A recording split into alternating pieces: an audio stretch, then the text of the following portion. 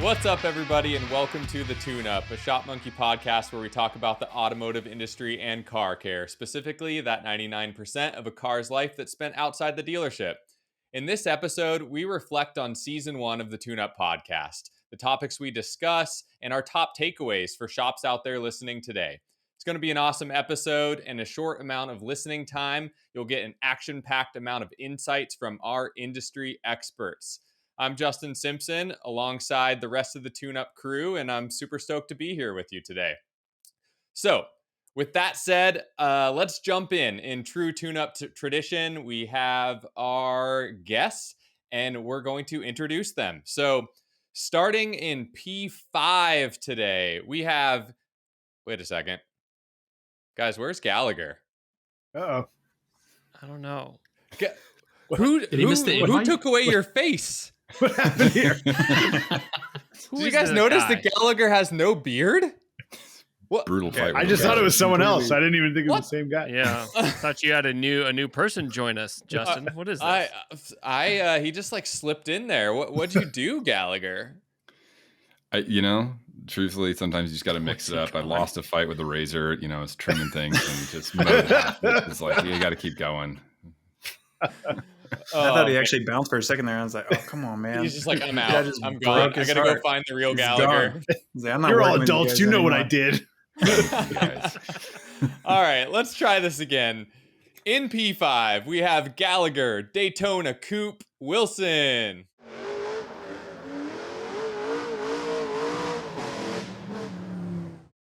What's up, everybody? All right, in P4, Mike 458 Italia Bordeaux. In P3, we have Lucas 037 Stradale Conyer. In P2, Jonathan Porsche 56 Speedster 356. Come on, Justin. Porsche 356 Speedster Moretti. Thank you, sir. I'm going to blame Porsche for that. They make it hard to say. It is a hard one. And in P1 this week, the man himself, Zach McLaren F1 Buffum. This is a very, very quick car driver combination. I should not be an announcer, but I do have fun doing that. Zach, you've done this like the whole season, and I haven't got a shot at it. It's really fun. It is. It's super fun. Would you say we're guests a year in? I feel like at this point we live here. I don't think you can call us guests anymore. Yeah. I guess the crew, the tune-up crew. What do you guys think? It's of the theme this week. Any ideas? I think I got this one. I think it's James Dean. I think it's cars owned by James Dean. Okay. All right. That's so funny because I was going to be judging like, from cars celebrities died in. Oh yeah. So, not cool. Sorry, guys. Okay. It's a valid who guess, died in each of these cars? Do we want to get into that? I don't know. No, I don't. Well, that's actually. I was thinking the same thing because James Dean was famous for that 958. Any other guesses? No, you have me stumped this week. I have cars that are fun to say out loud. This one is a bit of a selfish one. It is just part of my dream garage. So I just assigned you guys cars that I love. Quick tip, don't drive any of those if you want to stay alive. And as you guys can tell, okay, let's go through them for a second. So the Daytona Coupe, call it like the poor man's 250 GTO. Same look and feel, beautiful, sleek design from the 60s, Le Mans car, Daytona 24-hour car, iconic, right? And available in a kit, so you can, do it yourself, which is great. 458 Italia, first Ferrari I ever drove, and literally came to tears when experiencing the F1 dual clutch transmission. Just literally blew my mind. Never driven one of the dual clutches by Ferrari before that time. So that's why it's on that list, and timeless classic. But I thought it was cars agree, I won't fit in again. One of the most beautiful looking Ferraris out there, I think. And last of the naturally aspirated V8 era, which is pretty awesome. So I was actually, for the theme, thinking about that because of the F1. I was like, are we going all naturally aspirated sport? They actually are all naturally aspirated cars, which oh no, the 037 I don't is not. It has a forced induction. So 037 Stradale, my favorite kind of Group B rally car, last of the rear wheel drive rally cars to win the world championship and compete against the Audis when they came out with four wheel drive. And there's like a funny story behind that one where the Italians were cheating like nobody's business and like changing tires on the side of the road with support rigs, and like they stripped every piece of weight out of that car to the point where it's rumored that like the door panels were made out of like paper, and the roll bars were like cardboard roll bar inserts in certain areas and stuff like that, because they literally had to lighten the car as much as possible to compete against the Audis. Oh my So gosh. anyways, As a half Italian, I support those choices. right. Yeah, so just dream car, like iconic WRC era Group B car. And then You're really not walking out of that one. yeah, I don't think so. That's a death machine. Death machine. See, I told you I knew the Porsche 356 Speedster. I don't know if I had to envision having like a classic sports car that you could just cruise and go slow to go fast type of a thing with the iconic design. That would be the one that comes up for me. And then the McLaren F1, just a poster car. You know, I like dreamed of that car, and the 3-seat design with like the driver in the center. It's so weird and just nerdy, and I love it. So that's the story. F1 is awesome. like the McLaren F1's like automotive perfection, isn't it? Like that is the ultimate poster car. It's so cool, and it was like untopped for like 20 years, right? And it was like it Unbeatable. held like all sorts of records. Well, the F40 behind Zach there, isn't that sort of same generation roughly? Yeah, very similar. And then also you get like the kind of Countach Hmm. Diablo kind of transition time. That was around the same time too. Um, I don't know. The McLaren just stands out for me with like the 3-seater and just pure driver's car type of a thing. That's what I like about us. We're so different. Someone says like, "What's a beautiful car from the '80s?" I'm like, Toyota pickup. Slow brick on wheels. How about that? Oh, love that. All right, let's jump into the main topic. So, season 1 of the Tune Up podcast is here and complete. We've talked about a ton of different amazing insights for auto shop owners, for people in the industry, for car owners out there on the road. And we're going to have a little bit of a fun recap of this with a rapid fire discussion on some of our hottest topics. So, a little bit of ground rules here. We're not going to overly debate these things, but we are going to try and come to some meaningful conclusions collectively on what the top takeaways are from each of these different topics, and hopefully give someone out there who's listening to us for the first time an opportunity to say, yeah, that sounds interesting, like I can go back and watch the full episode, get a bunch more insights in a longer format for them to take away. So that's kind of it. Let's just jump right in.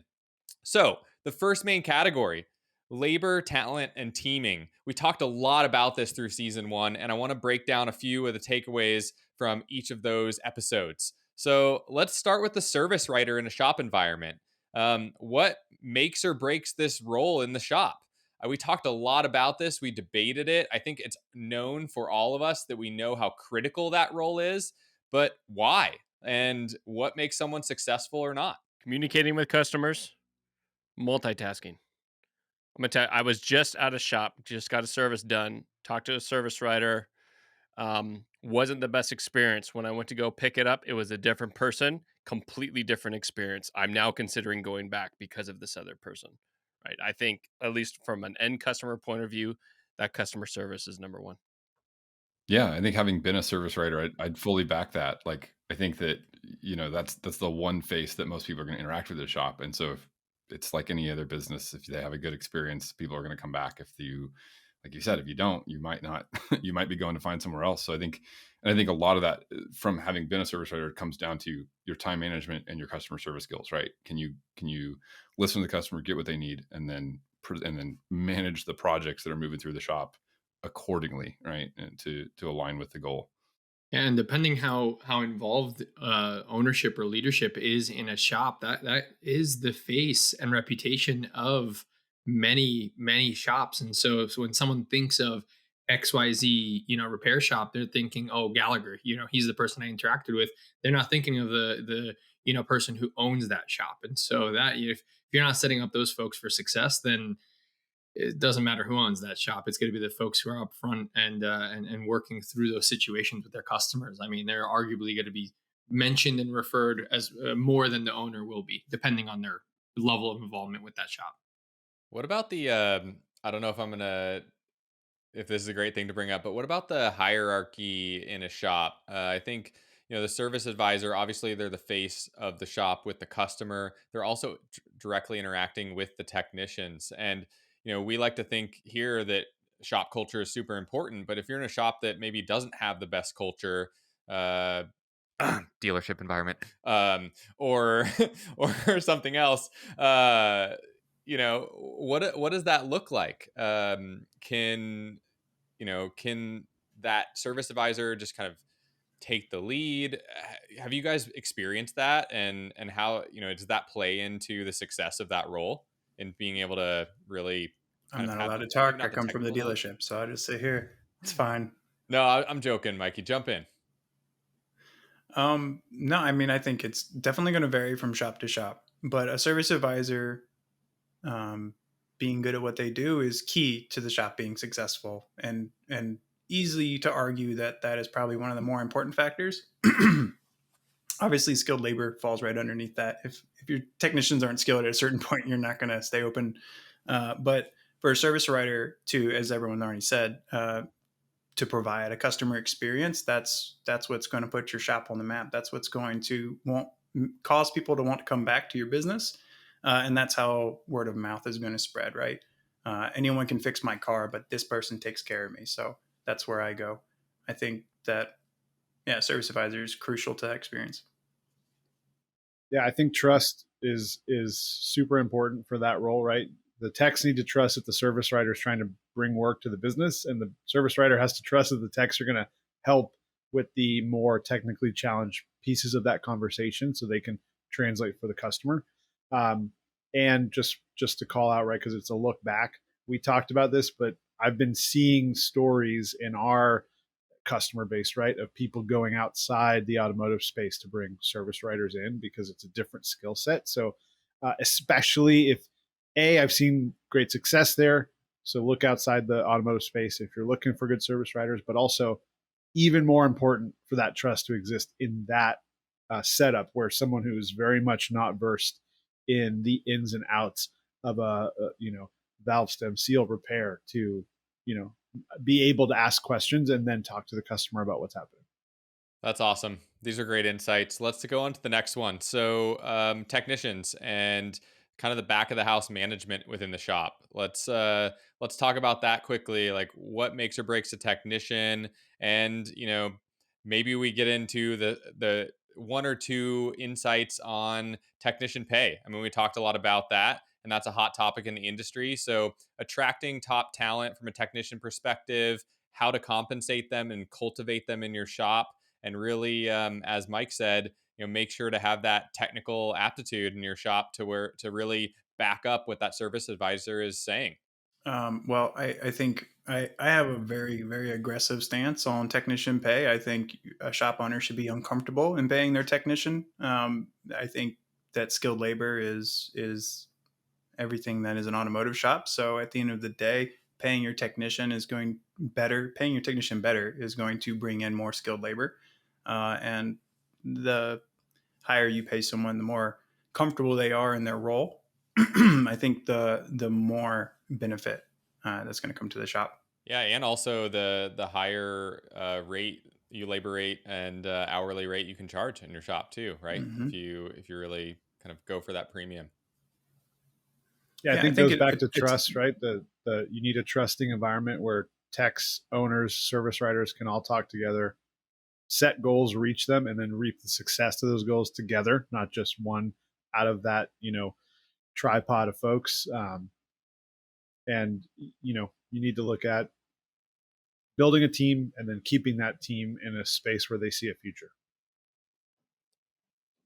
Yeah, Zach? it's safe to say this is probably gonna be a little bit of an uphill battle for some time. Hopefully not too long, but not to take away from a really exciting session coming up from our other series with the Road to Success. But we're gonna have Tad Timber from KSR really talking through like how do We you did tie have. that. We did have. I'm sorry. Well, my timing's all off. Yes, we did have a great session with Tad where he talks through the 4 steps of delegation, kind of getting to that trusting point with your team, and then also how do you tie back value to all of the really hard work that's going on in the shop, and how do you show that value through everything you're doing to ultimately get to those higher labor rates and being able to pay more to Mike's aggressive stance, right? Like getting to that point.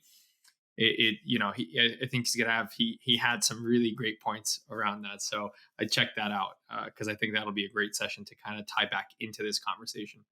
Nice. And you Zach, can see that I'd in the Road to Success series right here from Shopmonkey. Yes. Check out our Road to Success webinars on shopmonkey.io, and you just click on the learning area.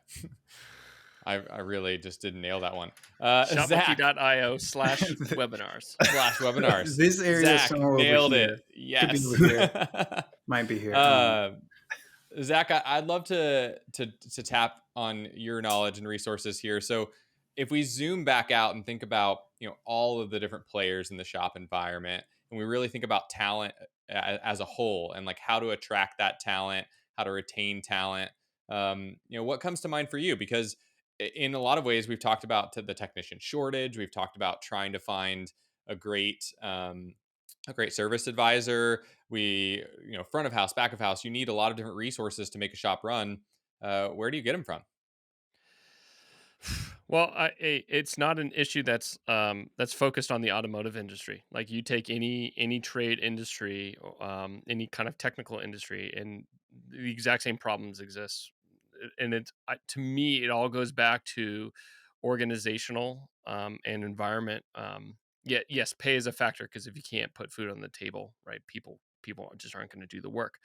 But with there being so many options out there, what actually causes people to stay? It's feeling like you're doing something meaningful, feeling like you belong, and that you're compensated well for it. And so covering those buckets. And that's not something that you can do at just a cursory glance or a one-time interview. That's something that has to be well established in who you are as a business and organization. And that has to be communicated through all the channels that you have, whether it be your socials, commercial, whatever it may be, is making sure that when you have people in your shop, when customers see how your shop interacts, that's where the secret lies. This is a big topic. We talked about it a lot this season. It comes up in every facet of what a shop does, and those examples of Shopmonkey shops out there that are truly thriving, like they have this piece nailed, right? That's one of those things that is true in every shop that we have and work with on our platform, that is just A plus thriving out there in the shop environment. All right. Okay, so that covers off labor, talent, and teaming. Let's jump into the next main topic that we covered throughout the season, and that is optimization and profits. Finding ways for shops to be more optimal in the way that they um, present themselves out into the world, the way that they make hiring decisions, the way that they focus on their customers. That all translates to making more money. So let's hit off on a couple of these. So the first one is this theme of shop image and branding. And we kind of mentioned it just a second ago. How do you command those higher labor rates so that way you can make more higher pay for your technicians, and you can invest more back in your business? And we talked about a lot of different things throughout the season that contribute to this. So let's jump into it. Yeah, I mean the idea of branding and charging a better labor rate, making more money, right? I think the idea in general of raising your labor rate or your parts pricing matrices is scary to any shop I've ever talked to, and at this point I've talked to hundreds and hundreds of shops. But I do think if you do put yourself in that uncomfortable situation of, okay, what if I did raise my labor rates by X amount and my parts pricing matrix by X amount? What would you expect from a business that raised their rates, right? So it just have that thought exercise in your own shop and be like, does this look like a place that deserves to charge that much money? Does it feel like a place? Is it comfortable? Is it a high end? Is it a premium? You know, whether you agree with it or not, these are proven ideas that are data driven around if you create a premium environment, you can charge a premium price for the work that you do. And yeah, that's an upfront investment on your time, maybe on some of your money, but it also is an investment that will pay over itself many times over if you keep it going, right? Keep a clean bathroom, keep the shop clean, put some signage up, right? Did you paint your sign 20 years ago? Like make the place look like a new, fresh shop with new tools, clean rooms, and all that, and you can raise that rate. Not the same industry, but I did spend a little too much time in the restaurant industry, and just think about it in terms of like just setting some context and making something very relatable. You're gonna want, if you're going to a nice restaurant, you're gonna be paying for that. And those owners thought about it that way, and they said we're gonna hire the talent and buy the right plates and the utensils and everything else to charge that premium for that steak or that fish or whatever they're having there. It's really no different in this industry. And I think for a long time it was, okay, well, this shop has X amount of skill. We don't really need anything else to show that. We were going to charge because we have that skill there. But now it's gotten to the point where you need to stand out in that way. Otherwise, customers are looking at that. That's the expectation set throughout every industry. And if that's not what's happening here, we're missing the mark. And so that's just a simple example. I mean, we think about it all the time when you go out to eat. We're looking at reviews for food, and I don't think it's very different at all. Yeah, I mean, you think about how much access we have to information now, which we didn't have before, right? And that in itself has changed the paradigm to how you have to present yourself out there into the world. Because it's not you have your local repair shop down the street anymore, and that's the only option because that's who you drive by every day. It's like we can look at 100 different shops on a Google map in a matter of minutes around our local area. So you have to stand out. So how do you do that? You got to present the right look and feel. Gallagher, jump in there, man. You were going to say something too. No, I was going to say I think we'd be remiss not talking about software and how that plays into it too, right? I mean, we're working at Shopmonkey. I think a big part of creating that customer experience and being able to charge, say, a premium, is also comes down to the tooling used to interact with your customer, right? Um, coming from the sales side, we talk about this all the time. It's like, hey, customers are expecting a Uber Eats or an Amazon Prime or a type of experience where they can communicate with the business easily and seamlessly, get all that that communication the way they want, texting and digital inspections. It's not just saying this because I work at ShopMonkey, but having come from shops, those things make a difference in how people perceive you and how they interact with you, and what they're willing to pay for the service, right? And so not only does the benefit of ShopMonkey, like, hey, we're keeping things internally more organized, we're actually giving you tools to improve what you can charge and how you can expand revenue in the shop because you're providing a better level of service to your customers. I think that's so true, and there's so many kind of interwoven themes around Shop Monkey and how we help you build more community, how we can help you improve your brand image through how you communicate with your customers. I can totally see what you're saying there, Gallagher. These just they overlap, and in a lot of ways, we as Shop Monkey become your partner as a shop to help you be more efficient, to be better organized, so you can increase profitability in your shop. um I was just gonna say, I love that point, Gallagher. It's like, do you have the right tool for the job? And the job is not repairing the car. The job is keeping and having a great interaction with your customers. That is a job in itself. And you need the right tools for that as well. And so that, if you're not investing in that, then how are you gonna expect to succeed and pay or charge more for the services that you offer? yeah, one of the subtopics we talked about this season too is the idea of community, and like how do you build community, how do you focus on building those lasting relationships. Technology and shop management is a part of that. What else comes to mind for you guys when we talked about having a presentable shop and having a good team to put forth a good customer experience? What else do you guys see shops doing out there to help build community and stand out from the other 20 shops in their local area. The idea of involving your team in the shop in what you're doing, and community events, social media, all of it. Like if you think as an owner or just a couple people you can engage and do all that, I'm sure you could, but involving the team makes them feel part of that whole environment. It ties back to the culture, but then also connects those folks and individuals inside with everything that's going out, whether it's social media or the community events. So I know Matt Hatta talked about it in one of the episodes we did with them, of how they get consent from their employees to say, hey, could we have you on our social media? Are you cool with making some content with us that makes it relatable, and that when someone comes to our shop, they see the face that's working on their vehicle? So sorry, Gallagher, I'll pass it back to you.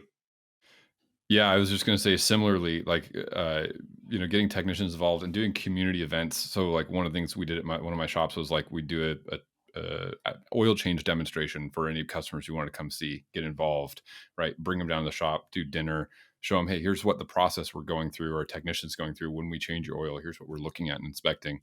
Yeah, it was sweet, right? I think it was a great way to get people involved, to get them engaged with caring for their car and thinking about it, and then trying to bring them behind the scenes. I think a lot of times there's that barrier where a customer feels like it's, I don't want to say hostile, but it's not a transparent barrier when you're standing at that front desk. It's kind of like the techs or the people behind the curtains who you can't see what they're doing. Yeah. And anything we can do to pull down that barrier helps. And I want to flip it too just a little bit, because part of our goal with this podcast is not just to talk about shop owners and techs and how to have a better job, right? But also car owners, how to have a better car ownership experience outside the dealership, right? So be cool to the shops you go to, right? A lot of shops they do have a rough edge. Right? Yeah, hey, be cool. Well, no, but it's real, right? There is a feeling in a lot of shops of a rough edge around communication. Like, it's not people at the shop don't want to, just chat with you and talk to you about all these things, right? But it's also because people in the shop get hammered day in and day out with people making accusations or coming in with a lot of disrespect that I think truly is really branched out of fear of not understanding their vehicle and what's going on and why is this repair necessary and blah blah blah. So I'm not saying it's unfounded feelings, but it often feels like customer versus shop. Ding ding ding. All right, let's get in here and punch it out. But when really it's customer and shop together versus some issue, whether that issue is maintenance, a repair, whatever it may be. So I think my advice to customers, and it's not always going to work well because it's years and years and years of the ding ding ding, let's go at it version. But try a couple shops, find a shop that will talk to you about, ask questions. Okay, I do want to do this service. I want to understand why. And for guys at the shop, sometimes you're super busy and you don't want to break down that conversation of why this service or repair is important and what it leads to and what it's connected to. But take the time to inform people about this vehicle and remove all the mystery of what you're doing, why this is important, why you make a recommendation, right? Last thing I'll just say on the topic is, as someone from this industry, I have so many friends, coworkers that send me like quotes from dealers and say, what do you think about this? Is that real? And I'm actually going to steal this from Mike. And one of the best things I've ever, I always try to go through it, right, and tell them what I think. And really the best thing I've ever heard, it was from Mike, is like, if someone explains their work and gives you an explanation of what they're recommending, why they're recommending it, and what the benefit is to you as the vehicle owner, it's probably a great quote. If not, it's probably not a great quote. And so from both sides, we have to work together. So community comes from both sides of the community, the shop and the people coming into the shop. Yeah, I think you really nailed it, Moretti. And if I can kind of summarize this bigger topic around branding, shop image, community, it is about that interaction between the customer and the shop. And there's so many facets of that. But if you can do anything as a shop owner or a car owner out there, put some focus on that interaction and make sure that you feel good about the way that think the experience is if you're on the other side of the coin. If you're a car owner out there looking to get your car repaired, make sure that you understand that quote. You should have detailed information about why a shop is recommending something. This is not a world where you should just accept that someone's telling you need something, but you don't know why. And good shops out there tell you why, and they actually, in fact, they show you why. Um, and vice versa from a shop's perspective. If you want to continue to build that trust and get more ingrained in that community, invite the community in. Give them an opportunity to view your clean shop and see how the magic works and build that trust. And what better way to do that with than with a tool like Shopmonkey? I mean, when we talk about these opportunities for digital vehicle inspections with photos and documentation and templates and customer interaction with text messages and templated responses and reminders. And I mean, you guys can go into it. Let's go into it, because the last topic, the last kind of like point from season one, which as it should be, because this is a Shop Monkey podcast, is shop efficiency through technology. And let's face it, the like triple carbon slips are of the past. And if you're a shop out there listening and you're still on paper and pen, like, come talk to us, because it is not the way to efficiently run a shop anymore. So, uh, I mean, we could probably spend an hour just talking about Shop Monkey top takeaways. But let's give some teasers out there besides the intro. Mike, jump in first, man. Sure thing. Yeah, I think ShopMonkey and software in general is going to give you a couple of tools that pen and paper simply aren't going to give you. Repair order history, knowing what you've done to a customer's car in the past, having notes on a customer account to build that relationship, right, and give them a good experience every time they come in, a consistent experience. Digital vehicle inspections, one of the best things to happen to this industry in a while, right? We talk about effectively conveying why someone should spend their money on your recommendations. Pictures tell 1,000 words. Picture, video can sell work way more efficiently or effectively than trying to call someone and tell them over the phone, right? I think data-driven decisions are a big benefit to ShopMonkey. Just being able to find a bit of data and set a goalpost on it and say, I want this number to be better. And then using software to build out processes and bite-sized chunks until you get to that number where you want to be. And on pen and paper, you're not going to do that.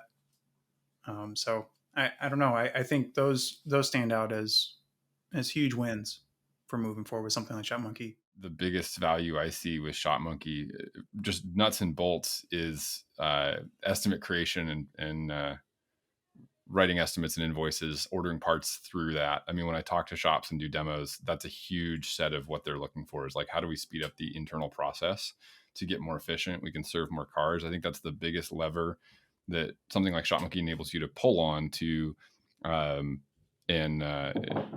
bring more revenue into the shop, as you can move more cars through faster, right? And you can increase the throughput. A lot of shops I talk to, the bottleneck is that front desk and that estimate writing process. And so if we can streamline that, we can get you going. Yeah, that is a lot of truth there. And Lucas, I mean, you deal with so much on the ability to bring shops into ShopMonkey, and kind of thinking about the process of onboarding. Like you, Zach, I'd love to get your guys' thoughts on some of those takeaways around the experience of transitioning from pen and paper to ShopMonkey, and how that works, what that looks like, and what you would say to a shop out there who's on pen and paper, who's like considering their options for management software, and they're looking at us, but they're not sure what that's going to look like. Yeah, the question I would ask a shop owner is, what if you could give a brand new service writer that's starting on Monday, the Friday before, a course of classes that they can take that are well designed, easy to follow, and teach them how to use the software that runs their shop. And they can come in on that next Monday and start writing up tickets right on the spot. And you can focus on the intricate details that are specific to your shop, but take away the heavy lift of trying to explain to them the process behind how you do things in that shop. That's kind of not kind of that is the spot and the void we fill of being able to not just provide a solution that helps run the shop, but be able to create an environment that they can replicate and easily onboard new service writers, techs, admins, future owners onto something that could pass on and work efficiently without any hiccups, just because of the resources behind the scenes that help run that. So it's more than the software; it's everything behind the scenes that we try to do and help shops along the way. And I think that alone is just, I don't know if you can even quantify the value there. I guess just the time saved in trying to ramp someone up. I look at that as the value you have and the money that you're saving in that. And I would add on to that, just, even outside of Shopmonkey, if you're picking something different to do in your shop, like, commit to it. The change management piece as a leader within your shop is incredibly crucial for success, whether it just being implementing a new process, implementing new software, deciding you're going to clean the bathrooms regularly and it's going to be on a rotation, whatever it is. Make sure that as a leader that you commit to it, you have your team commit to it, and then you hold them accountable. A lot of the processes and the solutions that we've talked about this first season only go as far as you're willing to actually do them.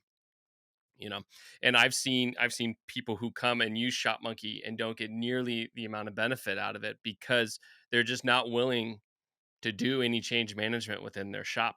And so they're using Shopmonkey, but only just a tiny bit, more growth than what they started. And that's really unfortunate because there's so many things that they can be taken advantage of. And I get it, that can be done maybe by fear, or maybe you just don't know how. And that's where the relationship with us comes into play. Hit that chat icon, ask us for help, say, hey man, I don't know how to get my text to do this, can you maybe put a training together? Do you have any resources? Right? This is meant to be a partnership. You don't have to do all this stuff alone. I always say, man, I was a Shopmonkey customer before I worked here, and the support team got me through some tough days. I was learning how to do the job and how to run the software at the same time, and there was a lot of people coming out of that blue bubble that helped me out quite a bit. And I think for anyone who's like a customer listening and not so much a shop, maybe it's not intuitive to know this, but I think shop owners are used to being on their own. I think they're used to being in their own little nest, and no one really outside of that is able to help them with anything. So it's not necessarily intuitive to know that you can reach out to someone and support and actually get a real person to help you solve a problem or implement a new process or have training materials and webinars like we do that shows you how you could actually grow your business and give you some actual information that could help you be productive. I think, again, it's just not something that shop owners or people in the shop are used to. So just being able to hop in and watch that information, I think is really helpful. Yeah, I'll just tag up because I think it's important from someone who did the job, right? Both sides of the table. We could talk about features for optimization of your shop, right? Or do this or do that. The truth is, it all has to work together. So look for, a system that allows you to not only do this thing, but how does this thing affect this other thing, and then the third thing after that. And those things should all flow together in a very nice way, which is something I think we crush at. So I'll just do this, but and more importantly, reach out. Like we're here to help, talk about it, show you what we do, show you what we don't do, show you what we think, show you what we don't think. Right? It's a great conversation. I'm always here to chat with folks or reach out to us. Yeah, well, this has been an absolutely awesome season. Zach, I know like we've co-hosted this thing together and really gone through a journey of exploring what it's like to be a shop owner out there, how to learn more as a car owner and understand the other side when you're out there and potentially going and looking for your next repair on your vehicle. And I mean, it's been a ton of fun. Any final thoughts on your end? I just want to say thank you so much for leading us and getting the season off the ground. We're super excited for what we have in the future. But yeah, we have to give credit where credit's due. A lot of this getting off the ground is some of the work that you did. So from us here at the Tune Up Crew, thanks, Justin. Really appreciate you, man. Hell yeah. Thanks, Thanks, guys. brother. Yeah. No, I really appreciate it. So if you're out there listening, as a final thought on a car owner, just remember that you deserve a great experience. And, if your shop's not providing it to you, and I'm not saying you can't get a great experience with a pen and paper shop, but what I am saying is there is more out there, and, streamlined communication is an opportunity for you to have a better experience, along with a whole host of other things. And Shopmonkey is here to help every shop thrive. And ultimately, what that does is it helps everyone in the ecosystem of car ownership thrive. It helps the shop owner, the technicians, the service writers, everybody. And that's what we do, and we're super Parts stoked managers, to shout out to those parts managers. We yes, the love you parts too. managers, everybody who works in the shop, behind the scenes, on the front lines. We appreciate all you guys. So, thanks for listening to our podcast. As you know, the Tune Up is brought to you by Shopmonkey, and we believe that we are the car care solution for shops across America. And, if you're interested in learning more about our platform, what we do, and the representation that we provide for you as a shop out there, come talk to us. Check out shopmonkey.io. Go to our Instagram, go to our YouTube, like and subscribe, comment, all of the things, because we want to hear from you guys. So that is season 1 under wraps. And thank you for watching. We all appreciate you very much. And join us for season 2 of the Tune Up podcast. And, have a great day.